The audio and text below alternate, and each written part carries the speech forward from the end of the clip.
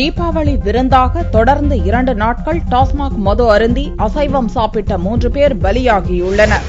கும்பகோணம் அருகே உள்ள வலங்கைமானைச் சேர்ந்த கீழ அமராவதி சிவன் கோவிலைச் சேர்ந்த கூலி தொழிலாளி தேவேந்திரன், இவரது நண்பர்கள் டீக்கடை மாஸ்டர் ராமரத்தினம், விவசாயி கஜேந்திரன் மற்றும் குச்சிப்பாளையம் தென்கரையைச் சேர்ந்த கொத்தனார் ஆனந்த். இவர்கள் 4 பேரும் தீபாவளி பண்டிகையை கொண்டாடும் விதமாக டாஸ்மாக் மதுபானங்களை வாங்கியுள்ளனர். தீபாவளியன்று துவங்கி கடந்த 2 நாட்களாக ராமரத்தினம் வீட்டில் 4வரும் மது அருந்தியுள்ளனர். மதுபானம், அதைத் தொடர்ந்து அசைவ உணவு என்று 2 நாட்களும் உற்சாகமாக இருந்துள்ளனர். இந்நிலையில் வியாழனன்று இரவு மது விருந்தை முடித்தவர்கள் வெள்ளியன்று காலை நீண்ட நேரமாகியும் எழவில்லை. மயக்க நிலையில் இருந்த 4வரும் கும்பகோணம் அரசு மருத்துவமனைக்கு கொண்டு செல்லப்பட்டனர். அங்கு ஏற்கனவே ராமரத்தினம், தேவேந்திரன் உயிரிழந்து விட்டதாக மருத்துவர்கள் தெரிவித்தனர். தொடர்ந்து சிகிச்சையில் இருந்த ஆனந்த் சிகிச்சை பலனின்றி மருத்துவமனையில் இறந்தார். கஜேந்திரனுக்கு தொடர்ந்து சிகிச்சை அளிக்கப்பட்டு வருகிறது. டாஸ்மாக் மதுவில் கலப்படமா, அசைவ உணவால் சிக்கலா அல்லது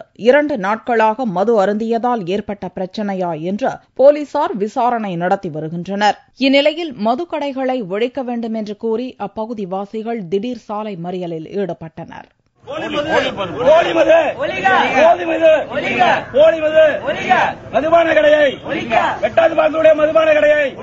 மன்னார்குடி சாலையில் பொதுமக்கள் நடத்திய சாலை மறியலால் போக்குவரத்து பாதிக்கப்பட்டது. இதையடுத்து சம்பந்தப்பட்ட டாஸ்மாக் கடை உடனடியாக மூடப்பட்டது.